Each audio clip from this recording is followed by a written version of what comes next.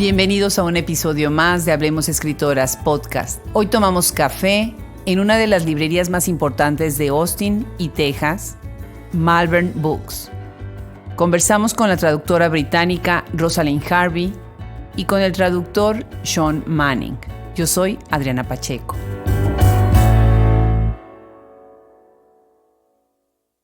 Rosalind Harvey ha ganado diversos premios en su trabajo como traductora. Ha enseñado traducción a nivel graduado y posgraduado en universidades como Roehampton, Bristol y Warwick. Ha traducido la obra de escritores como Juan Pablo Villalobos, Guadalupe Nettel, Elvira Navarro, Enrique Vilamatas, Héctor Abad y Alberto Barrera. Es miembro fundador y chair del grupo Emerging Translators Network, una comunidad en línea para ayudar a los que empiezan en la carrera de traducción. En el 2016 fue nombrada Arts Foundation Fellow y en el 2018 fue elegida Fellow of the Royal Society of Literature. Actualmente está trabajando en una colección de cuentos peruanos y en una obra de teatro argentina. Su último trabajo es la traducción del libro de Juan Pablo Villalobos, Fiesta en la Madriguera, traducida como Down the Rabbit Hole. Sean Manning da clases en la Universidad de Texas en el Departamento de Spanish and Portugués. Tiene un doctorado en literatura latinoamericana y ha sido traductor de numerosos trabajos de escritores como Eduardo Lalo, Azara Palomeque, Carlos Pereda, Lorenzo García Vega. Actualmente está trabajando en la traducción de la obra Destructions and Nomadic Thought de Carlos Pereda y una novela del escritor argentino Diego Vecchio. Ha trabajado también en la obra del poeta uruguayo Enrique Fierro. La conversación se da en inglés en las instalaciones de Malvern Books, una librería y espacio comunitario fundado en el 2013, que se especializa en literatura y poesía de editoriales independientes. Tiene un enfoque especial en voces emergentes. Es un orgullo para Hablemos Escritoras podcast estar en este espacio. For being with us on a beautiful Sunday afternoon here at Malvern Books. Today we will have a kind of different afternoon with a podcast by Dr. Adriana Pacheco and Rosalind Harvey and Sean Manning, and they will take over today. And please welcome them to our bookstore. First, of course, I want to thank everyone who's come, spent an hour indoors during this nice weather and listen to us talk about translation. También necesito tomar un momento para reconocer estos micrófonos que tenemos delante y darles las gracias a Adriana y a su podcast, Hablemos Escritoras, y también a todas las personas que están escuchando por abrir este espacio para nosotros, para que podamos hacer una conversación sobre la traducción y también hablar en inglés. Y pues eso, estamos muy agradecidos por esta oportunidad. And then, as Adriana said, as the machine behind the idea, but part of this idea, it didn't include me speaking. It didn't include me participating in the conversation. And then once she asked me to, then I started thinking about the reality of who am I speaking to, the sort of the terrifying side of speaking to two different audiences at once, the audience through the microphone and the audience present, and also now there's a camera, so a third audience. And it makes me nervous, but then also I thought that this nervousness was almost usefully parallel to the theme of translation as well, of thinking about who are you writing for, who's reading it, who was it originally written for, and then trying to manage the spaces in between all of those different possible voices and possible listeners. So that sort of helped get us to the topic, the main topic of the conversation today, which is translating voices. I tried to structure this conversation so that to give Rosalind a lot of opportunity to talk about her experiences with 3 different works. We've chosen 3 different ones. All of them are first-person narrative, so the voice is extremely important. And we'll structure it more or less that way. We'll talk about the most recent book, which has brought her here to Austin, and then sort of a look back and go back to her first book, which Malvern has here, and then look at one more book, and then sort of end with a look at the future, her evaluation of the field of translation currently, and also give her a chance to talk about some current projects. Welcome, officially, formally recorded. Welcome to Austin. Thank you, Sean, and thank you, Adriana and Malvern Books. And you got here on Wednesday, and you've had some time to walk around. How have you found Austin? Yeah, I got here on Wednesday, and I've been walking around eating a lot of barbecue and tacos. It's really exciting for me to be here for the book festival and for this time in the bookshop and this event, but also to hear Spanish so much on the streets and to be surrounded by so much Mexican and Hispanic food, which is something that doesn't really exist in the UK to the same degree, and it's really exciting to me. And this bookshop as well. When Sean suggested this event, we pronounce it differently, but there's a place in the UK which we call Malvern, which is spelled exactly the same, which is where my father grew up. So it feels like there's a kind of nice circularity to me being here today. I'm loving Austin. It's a really special place. It reminds me a little bit of where I grew up, actually, which is a place called Bristol in the southwest of the UK. Lots of live music, lots of good places to eat, lots of alternative scenes. The weather's less good in the UK, but they are similar. And you were brought here, you were invited here for your translation of Juan Pablo Villalobos' The Other Side. The Other Side, Stories of Central American Teen Refugees Who Dream of Crossing the Border, as a finalist for the Kirkus Review Prize. And Thursday was the ceremony. Unfortunately, you didn't get the prize, but I was lucky enough to get invited, and there were so many people coming up and saying great things about the book. So I wonder how you felt about that sort of recognition, about some things that people had to say to you, and then also maybe how you saw your role in that recognition, since in those awards there were 3 categories of fiction, nonfiction, and young readers literature. Yours was in young readers literature, and in each category there was one book that was translated. But I don't think I saw any of the other translators there. So I wonder how you feel about being a representative, and to what extent you feel sort of rewarded by this recognition.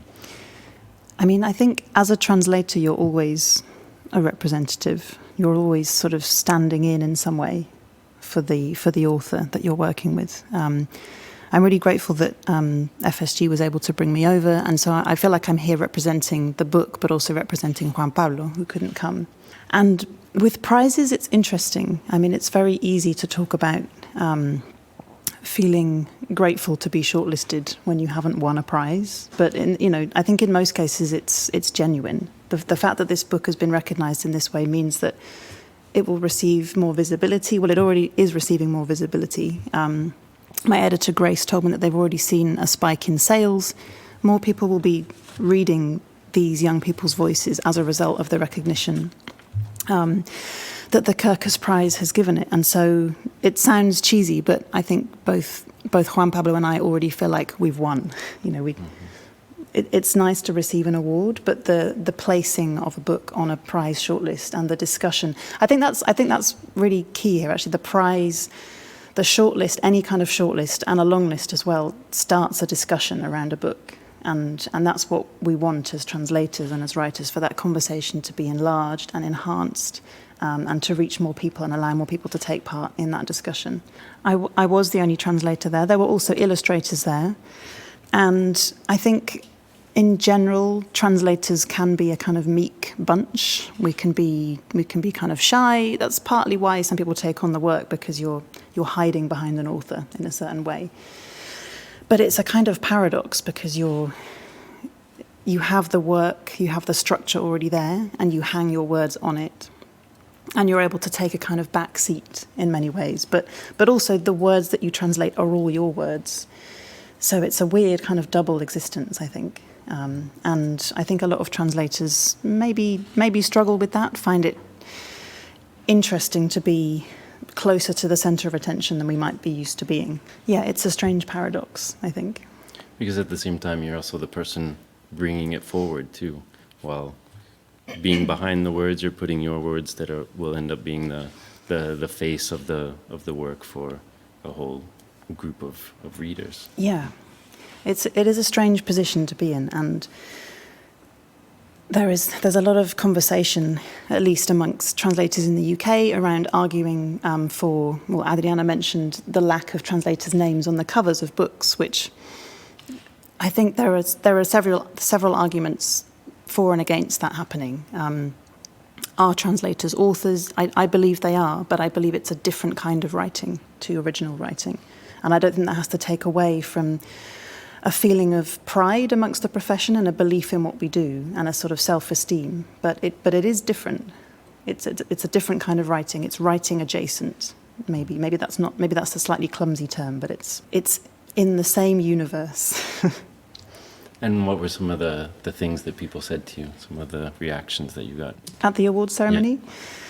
Yeah. People said some really lovely things. I signed a few books, and I think the judges for the children's award were just really moved by some of the voices in this book. I mean, it is. When I spoke on the panel at the book festival, I wanted to make it clear that this isn't a case of giving these children a voice. They already have a voice, and Juan Pablo's book is about amplifying those voices, and then through the translation they become further amplified.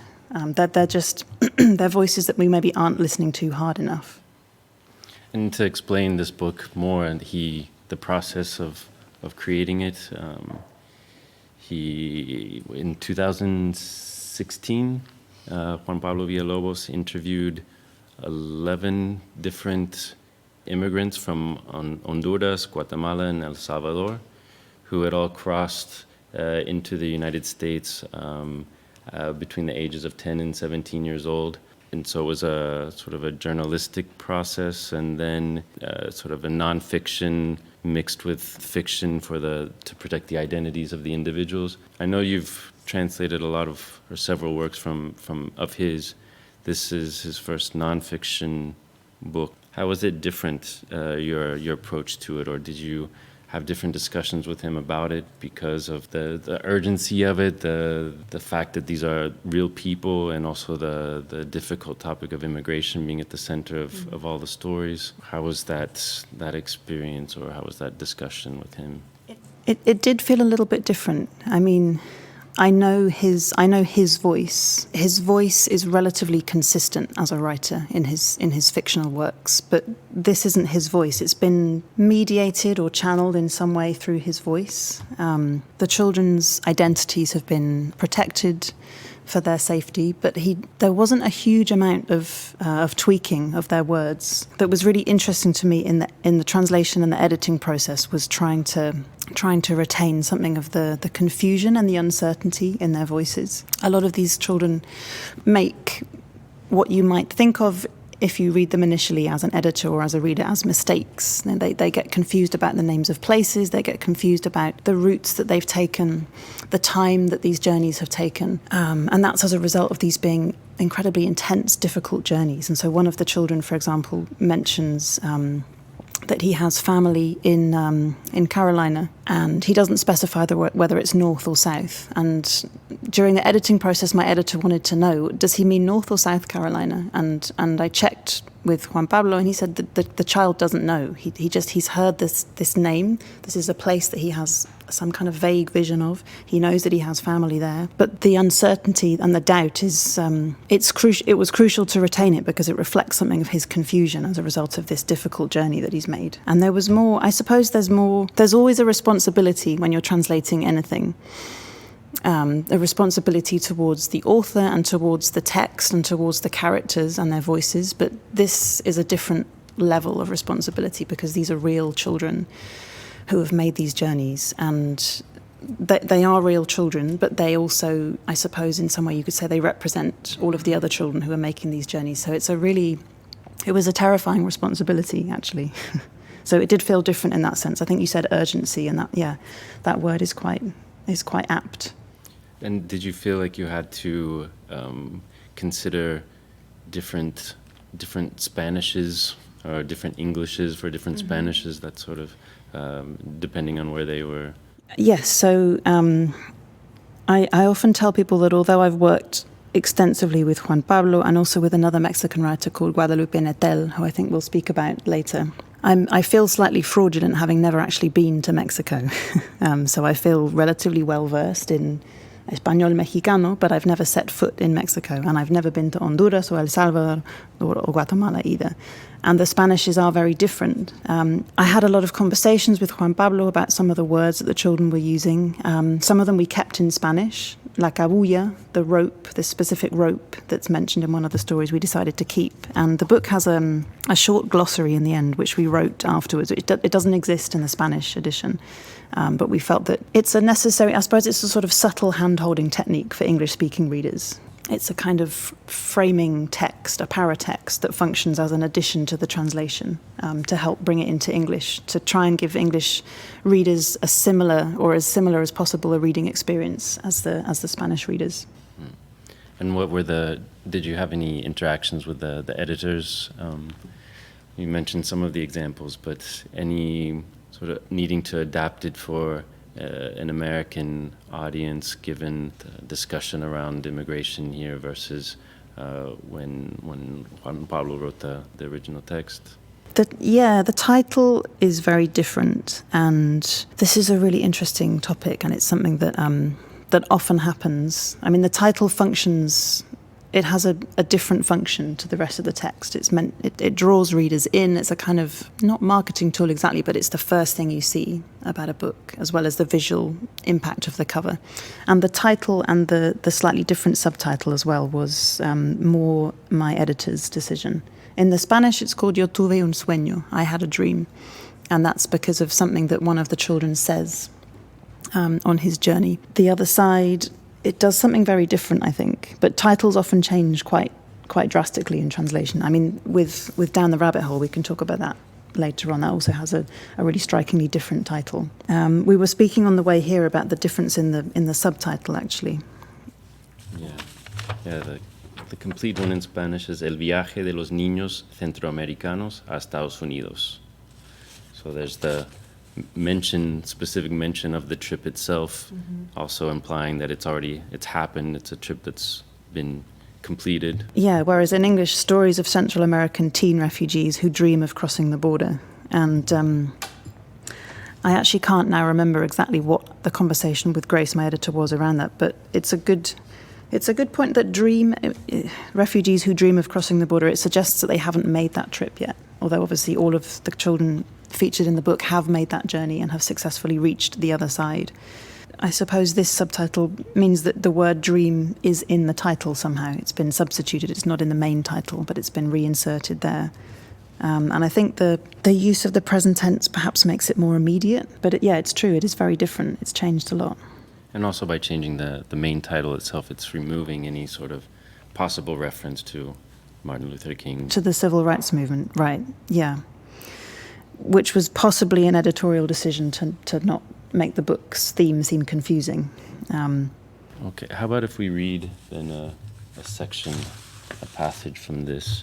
And we thought that we'd start, depending on how time goes, doing bilingual, just to give, sort of underline the translation aspect as well.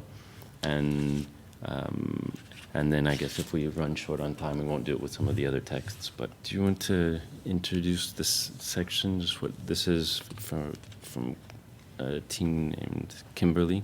This is one of most of the children's voices are little boys, and because we're going to read from two other translations which have male voices, I wanted to pick a section from this book, which was a girl's voice. So this is a girl called Kimberly, and she is in one of the hieleras, one of the freezers. Okay, This section is called Voy a dormir un ratito yo.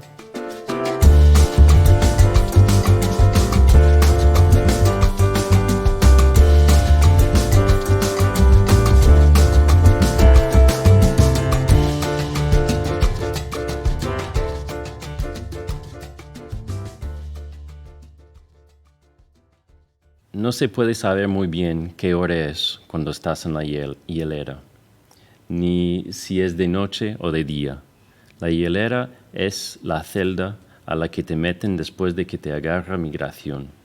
Le dicen hielera porque es un cuarto donde hace mucho frío y lo único que te dan para cubrirte es una cobija como metálica. Hace tanto frío que me están dando calambres en las piernas, aunque más bien los calambres han de ser por estar todo el tiempo parada. Cuando me encerraron ya no había espacio para poderme sentar, para poderme acostar a dormir, porque ya todas las muchachas estaban durmiendo acostadas en el piso y no había más lugar. Oye, no te vayas a caer, me dice una de las muchachas. ¿Cómo? Pregunto, porque no entendí qué quiere decir y por qué no vi quién fue la muchacha que dijo eso. Hay muchas personas en esta celda, como 60 o 80, todas muchachas como de mi edad, o hasta menores, también hay niñas.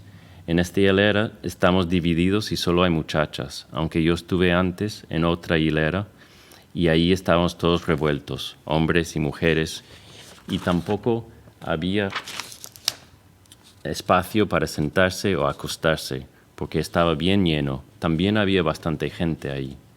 Se te cerraron los ojos y te vas a quedar dormida parada, dice la muchacha que está acostada a mis pies. Me froto los ojos para espantar el sueño y aprovecho que la muchacha se sienta para estirar las piernas a ver si me quitan las calambres. Siéntate, me dice. La obedezco antes de que se arrepienta. Sentada me duele la espalda, pero al menos puedo descansar las piernas. Kimberly, you can't really tell what time it is when you're in the freezer, not even if it's day or night. The freezer is the cell they put you in after immigration catches you. They call it the freezer because it's a really cold room, and the only thing they give you to put over yourself is a kind of metal blanket. It's so cold I'm getting a cramp in my leg, although the cramp is probably from standing up the whole time. When they shut me in here, there was no more space to sit or to lie down and sleep because all the girls were sleeping on the floor and there wasn't any room left. Psst, hey, don't fall over, one of the girls says. What? I ask, because I didn't understand what she meant and because I didn't see which girl said it. There are a lot of people in this cell, maybe 60 or 80, all girls around my age or even younger. There are some really little girls in here too. I was in another freezer before. There we were all mixed in together, boys and girls, and there wasn't any space to sit down or lie down there either because it was so full. You closed your eyes and you're about to fall asleep standing up, the girl lying at my feet says. I rub my eyes to stop myself feeling so drowsy, and as the girl sits up, quickly stretch my legs to try and get rid of the cramp. Sit down, she tells me. I obey before she has second thoughts. When I sit down, my back hurts, but at least I can rest my legs. And can you remember then when you were working on this passage, what you were imagining, or what you were thinking about this girl in particular, or any problems? Yeah, that really chimes a lot, and it's something I think about a lot, especially in terms of. I'm not a theorist. I have studied a little bit of translation theory, but there is some translation theory, not recent translation theory, which talks about a translator as sort of possessing a text, which is, that's a problematic way of looking at it, I think. Possessing a text in a kind of violent masculine way. But I prefer a metaphor which I think is being talked about a little bit at the moment in terms of, this loving relationship. Some kind of union with the text and possibly then giving birth to a new text, but not under duress. There is an ethical question as well. There's also a practical question, which is that if you're working as a literary translator, then it rarely makes sense to translate something that you're not at least happy with. You don't have to necessarily be in love with it, but you spend a lot of time with this text. I would not want to spend months working on a text that I didn't at least feel some sympathy towards. It's not worth it, especially with the money. It's a lot of your life, it's a lot of your emotional energy, and it's a difficult question, because I think as translators, in the same way that any artist can find themselves in this position, you sometimes find yourself in the position where you're being exploited for your passion. You're being expected to do a lot of work and maybe not be fairly recompensed for it, because you are recompensed enough by the joy of that relationship. And that's problematic too, because joy does not pay the rent. But at the same time, I've been lucky enough to only work on texts that I either love or really, really enjoy. Maybe not feel extremely passionate about all of them, but it's I can't imagine spending that long having that deep an engagement with a text and just feeling kind of meh about it. There has to be some level of connection there. It reminds me of the Montevideo International Book Fair earlier this month. Ida Vitale, who was a long-time Austin resident and the most recent Cervantes Prize winner, she was in an interview with Valerie Miles, she's been here in Malvern, the editor and translator. And Ida told her that in order to translate, you have to be in a loving relationship with the text, and that because if you're in disagreement with the text, then you somehow have to. It's an ethical problem that you have to solve yourself, and sort of maybe just suspend your own disagreement with the text in order to sort of just accept what they're speaking about. Mm-hmm. But this loving relationship, does this sound similar to your experiences? Yeah. Then why don't we use this then as a transition to, like, before we talk about then your the first book you translated on your own, right? Mm-hmm. How can you just tell us a little about how you got started? With Down the Rabbit Hole? No, in translating in general. You mentioned some of the early co-translations. Yeah. I suppose I have compared to some slightly older colleagues of mine, I have a relatively orthodox route into translation, in that I studied a language. I did a degree in Hispanic studies in London. And I worked as a bookseller for a couple of years, actually. I was not very good. I'm not made for retail. I started attending a poetry translation workshop in London, where I met somebody who'd been to a translation summer school. And that's where I met Anne McLean, who I've done a couple of books with. And we had a really good working relationship. We did a couple of novels together while I was still bookselling. And then I went to do a master's in literary translation at the University of East Anglia in Norwich in the UK. Anne and I did a couple of books together, and this was my first sole translation, Down the Rabbit Hole, and it sort of came about through a route that translators often talk about as being a way to get work published. And I often say to students, it rarely works, but maybe this is one of the few exceptions to the rule, because I pitched it to a publisher, they liked the book, they bought it, and I translated it. It was sort of scarily perfect the way that it worked, but it doesn't often happen like that. But I was really lucky. Well, I was lucky, I was privileged, I was in the right place at the right time. I happened to know the man who founded the publishing house, because he'd come to give a talk at the university where I did my master's, and so we were in touch. And I was asked to read the Spanish, which is, in Spanish it's called Fiesta en la Madriguera, party, possibly feast, in the rabbit warren, down the rabbit hole.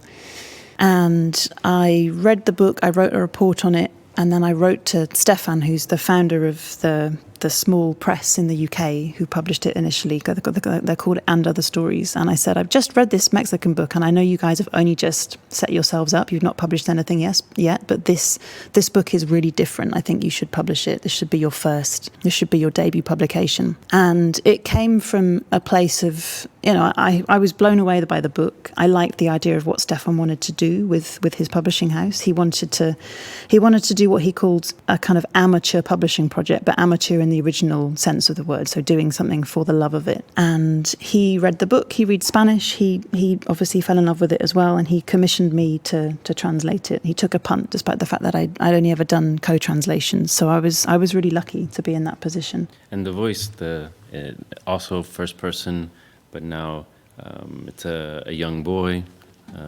His age isn't necessary. His age is indeterminate, but people often feel like they know how old he is, I think, because he He's such a powerful voice. But young, like less than 10. Yeah, between 7 and 10, I think. And this is, it's considered possibly a work of narcoliteratura. It sort of centers around the perspective of this young boy who's the son of a very powerful drug trafficker, and everything is then seen through his eyes, his experience in protected, very particular sort of family life. And also, as your first translation, it was shortlisted for the Guardian's First Book Award. That must have also been a nice sort of confirmation of your work, of your first solo work. It was, and it was because it was the first. Well, it was Juan Pablo's first novel. It was the first book that And Other Stories published. So it was a real coup for them as well. And it was the first translation to reach the shortlist stage as well for the Guardian First Book Award. They'd had translations in their long list before, I think, but not in the shortlist stage. So it was lovely for all of us. Yeah, it was a really nice surprise. Maybe we should read. Sure, I'll read a couple of short sections.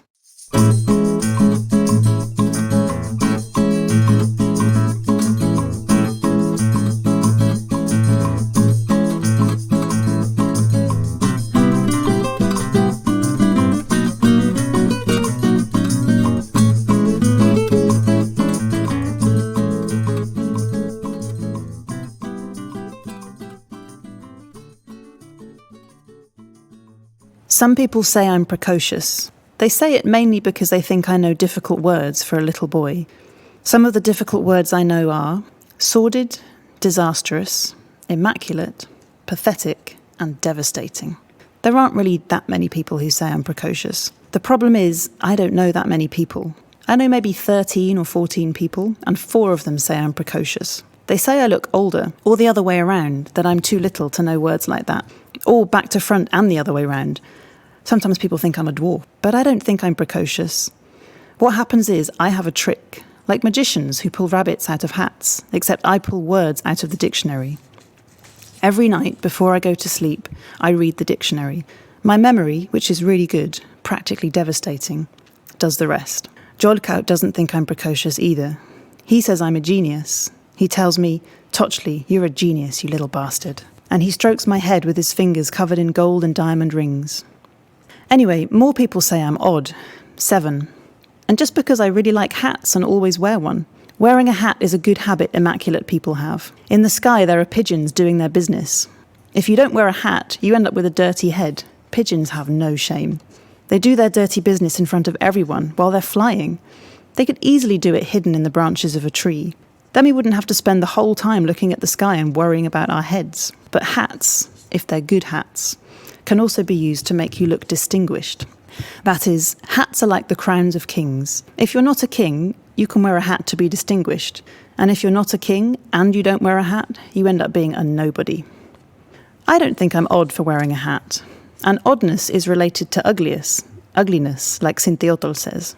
What I definitely am is macho. For example, I don't cry all the time because I don't have a mum. If you don't have a mum, you're supposed to cry a lot, gallons of tears, 2 or 3 gallons a day. But I don't cry. When I'm sad, Jolkout tells me not to cry. He says, "Chin up, Tochli, take it like a man." Jolkout is my daddy, but he doesn't like it when I call him daddy. He says we're the best and most macho gang for at least 8 kilometers. Jolkout is a realist, and that's why he doesn't say we're the best gang in the universe, or the best gang for 8,000 kilometers. Realists are people who think reality isn't how you think it is. Jolkout told me that. Reality is like this, and that's it. Tough luck. The realist's favourite saying is, you have to be realistic. I think we really are a very good gang. I have proof. Gangs are all about solidarity. So solidarity means that because I like hats, Jolkout buys me hats. Lots of hats. So many that I have a collection of hats from all over the world, and from all the different periods of the world. Although now, more than new hats, what I want is a Liberian pygmy hippopotamus. I've already written it down on the list of things I want and given it to Mistli. That's how we always do it, because I don't go out much, so Mistli buys me all the things I want on orders from Jolkout. And since Mistli has a really bad memory, I have to write lists for him. But you can't buy a Liberian pygmy hippopotamus that easily in a pet shop. The biggest thing they sell in a pet shop is a dog. But who wants a dog? No one wants a dog. It's so hard to get a Liberian pygmy hippopotamus that it might be the only way to do so is by going to catch one in Liberia. That's why my tummy is hurting so much. Actually, my tummy always hurts, but recently I've been getting cramps more often. I think at the moment my life is a little bit sordid or pathetic. And then this is from just a few pages later. One of the things I've learned from Jolkout is that sometimes people don't turn into corpses with just one bullet. Sometimes they need 3 or even 14 bullets. It all depends where you aim them. If you put 2 bullets in their brain, they'll die for sure. But you can put up to 1,000 bullets in their hair and nothing will happen, although it must be fun to watch. I know all this from a game Jolkout and I play. It's a question and answer game. One person says a number of bullets in a part of the body, and the other one answers, alive, corpse, or too early to tell. 1 bullet in the heart, corpse. 30 bullets in the little toenail of the left foot, alive. 3 bullets in the pancreas, too early to tell. And we carry on like that. When we run out of body parts, we look up new ones in a book that has pictures of all of them, even the prostate and the medulla oblongata. Speaking of the brain, it's important to take off your hat before you put bullets into somebody's brain so it doesn't get stained. Blood is really hard to get out. This is what Itzpapalotl, the maid who does the cleaning in our palace, always says. Yes, our palace. Jolkout and I are the owners of a palace, and we're not even kings. The thing is, we have a lot of money, a huge amount. We have pesos, which is the money of Mexico. We also have dollars, which is the money of the United States. And we have euros, which is the money of the countries and kingdoms of Europe. I think we have thousands of millions of all 3 kinds, although the $100,000 bills are the ones we like the most. And as well as the money, we have all the jewels and the gems, and lots of safes with secret combinations. That's why I don't know very many people, maybe 13 or 14. Because if I knew more people, they'd steal our money, or they'd scam us like they did to Masatsin. Jolkout says we have to protect ourselves. Gangs are about this too. It's such a strong voice, like a complex voice of it describing what he's experienced or seen, but not completely grasping what he's experienced and seen, and then as well as throwing in this mixture of words that are not, you wouldn't associate with a child of that age either. So it makes lots of from different dimensions, and I found there was a review in The Guardian as well about specifically that, and the reviewer was actually criticizing another book that had a child main character and saying his use of language wasn't believable, that sometimes he would know certain words but not others that he should if he knew those, but he used that also as a way to then praise this book and how its use of words are very, very believable, and how it adds to the depth of the character and of the voice of Tochli. And I don't know how was your experience with this complexity of words and taking that complexity from Spanish and keeping it in English. Yeah, that's a really interesting. I want to know what that review was now, and which book it was that the reviewer was criticizing. I mean, children have complex voices, and I don't think Tochli is unusual in his obsession with the dictionary. I think I was like that as a child as well. I think a lot of readers and writers are. And one of the reasons it's so powerful is because a lot of the times when he's using these words, he's doing so not quite accurately. He's doing what children do. He's practicing words in the same way that a child practices walking and practices picking things up. He's practicing these words. He's testing them out. But because of the claustrophobic world that he lives in, it's probably quite unusual that he's going to get to the stage where he hears other people using these words, and maybe he will always use them slightly incorrectly. So it adds another dimension to the way that we are introduced to this very claustrophobic vision that he has. It's obviously a very well constructed and researched voice, but I think it's also incredibly believable as a little boy's voice. You know, he feels very real. And when we toured the book when it first came out with the publisher, Juan Pablo and I, all of the reading groups we spoke to, people were really worried about Tochli. They wanted to know what happened to him at the end of the book. Is he okay? Does he die? What happens to the hippopotamuses? And it's a literary voice, but it's also a very believable child's voice. I did quite a lot of research when I was when I was translating it, and I read a few books also written in child's voices, including a book by an Irish writer called Roddy Doyle, and the book's called Paddy Clark, Ha Ha Ha. It's about a boy who's about the same age as Tochley, actually. I don't know if you guys have that book over here, but it's devastating, to use one of Tochley's words. It's a really, really powerful, convincing voice as well. And I read another book by another British author called Mark Haddon, which is called The Curious Incident of the Dog in the Nighttime, which is the voice of a young autistic boy. I wanted to see how writers constructed these believable but also very well researched child's voices. And I still think, I love all of Juan Pablo's work, but I still think this is the most powerful one because of that voice and because of the claustrophobia that you're placed into. You hear his voice and his voice alone. You hear other characters' voices, but they're all being channeled through his vision. And it's almost like looking through a keyhole into this horrendous world, and you can't quite reach in and pull this boy out, which is what you really want to do. But you can't tear your eye away either. Yeah. Should we still have one to talk about. Maybe we could just end then talking about the current.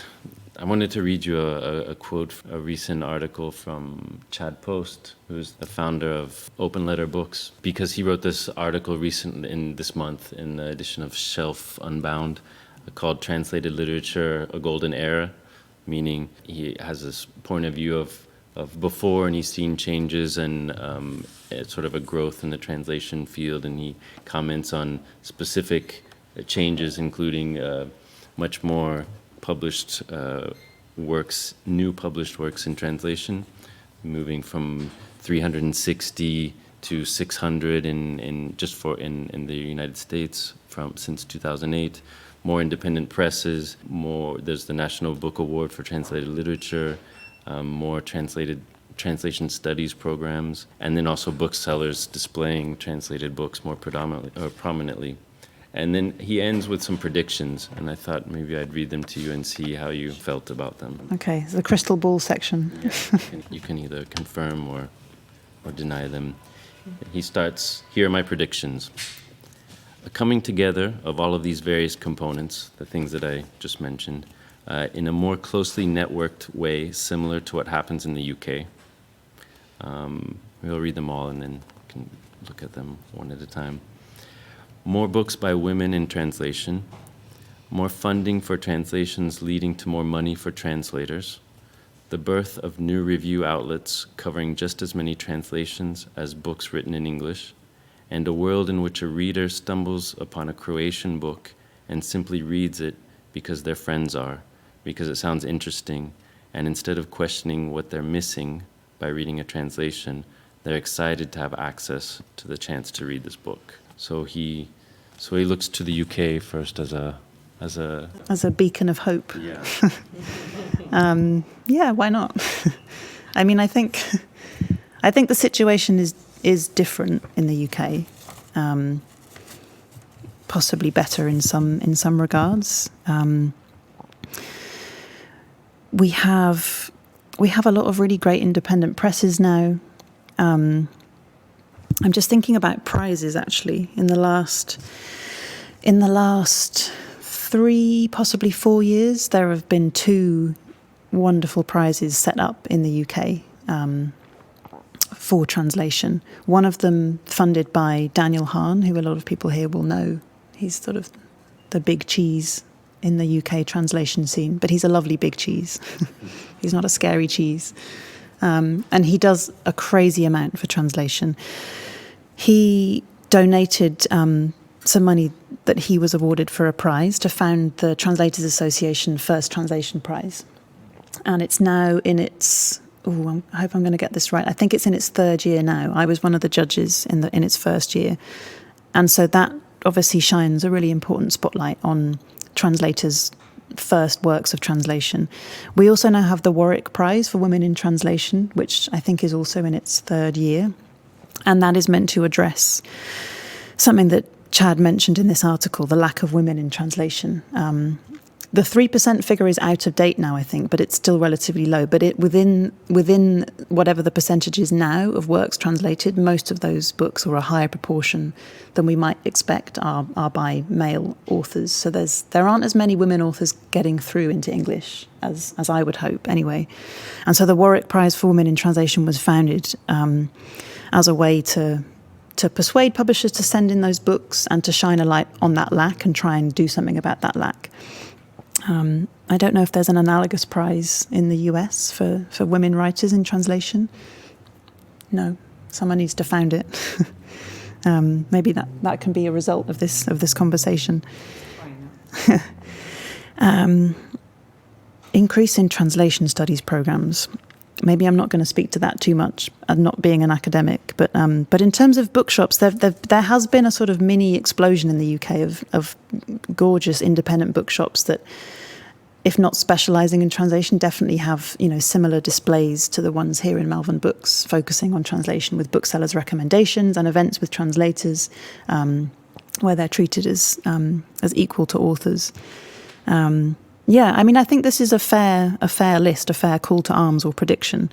And things are slightly different in the UK. I think possibly the conversation around translators' names being featured on the covers happened earlier in the UK, or is maybe a few more years along. I'm not an expert, but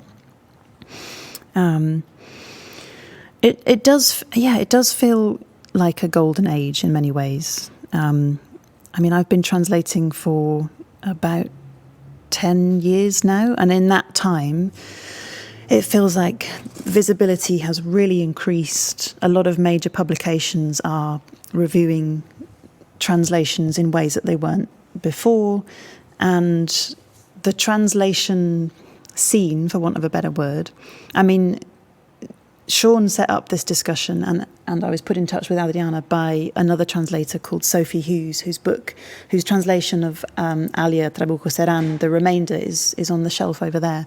And I think that's a really good demonstration of the community that exists. It does feel like a community. I suppose maybe it's easier for it to feel that way in the UK because we're a small island. There aren't as many of us. The spaces aren't as big. But it definitely feels like a very close-knit, vocal, supportive community. And I guess you guys have that with Alta here. And someone in the audience was just telling me about a local group here for translators that meets in this bookshop in Austin. So I think translators are really good at community building, actually. I think it's one of the things that maybe doesn't get talked about as much. We're talking about words and ethics and voice, but also in the real world, the community of translators is so key to all of this stuff moving forward and improving in terms of the number of translated books, the way that they're reviewed, the way that they're displayed and talked about. And what do you hope that means for you? Like, what are some current projects, and what would you like to do in the future? I have a couple of book projects that I'm working on, and I'll talk about them afterwards. Maybe if people have questions, but there are two things that I'm really excited about at the moment. One is possibly joining forces with a friend of mine who runs an organisation in the UK called Shadow Heroes, which aims to bring literary translators into schools to have conversations around translation, but also around broader questions of developing critical thinking skills. So talking about ethics, talking about power imbalances between different languages. So the translation is kind of a hook with which to have conversations with those students about critical thinking and about linguistic diversity and multilingualism and other things. So I'm really excited about that because I like teaching, and I just left a university job recently and I'm missing the students. So I suppose that's getting people early, getting people talking about books and international literature at an early stage, but also using translation as a hook, because it's a really good hook and springboard for talking about a whole range of other issues. It goes beyond just translation, I think. Tell us about the experience of when you translated Guadalupe Nettel's work. She's very sensitive with the language she uses. So tell us about that. She is, yeah. I've loved Guadalupe's work since I was a student, actually. I translated a section of her first novel and wrote a commentary on it for my master's degree. And so I've been in touch with her for a long time. I wrote to her as I fangirled over her writing. And then, amazingly, now I've been lucky enough to translate one of her books and a few stories along the way. But yeah, she has a very particular way with language. She's very precise. In this novel, there are two really distinctive voices. So Sean said the theme of this discussion is voice, and it's something that all translators think about a lot. But she has a very particular voice, and this book is a demonstration of how writers can manipulate a whole range of voices. She does it masterfully, mistressfully, I should say. Claudio is the male narrator. He's Cuban, and Cecilia is Mexican. So immediately, as a translator working into English, you have the challenge of how do you represent those two Spanishes in English. And I don't think there's ever one concrete answer for that. Every translator will deal with it differently, and it depends on the context in which those voices exist within the rest of the book. We ended up doing something which is maybe slightly strange, which is differentiating between them, partly through making Claudio sound more American because he lives in New York, and making Cecilia sound more, maybe not more British, but more European because she lives in Paris for some of the book. So it's possibly a slightly false strategy, but then I think it maybe comes under, it's just another layer to that suspension of disbelief that readers of translation have to commit to when they're reading.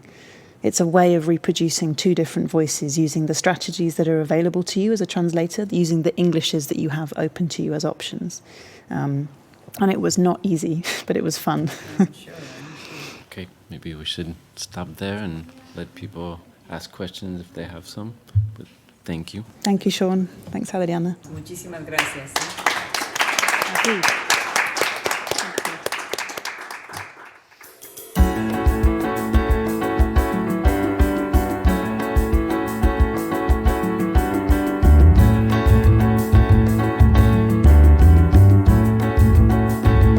Esto fue el episodio número 74 de Hablemos Escritoras Podcast.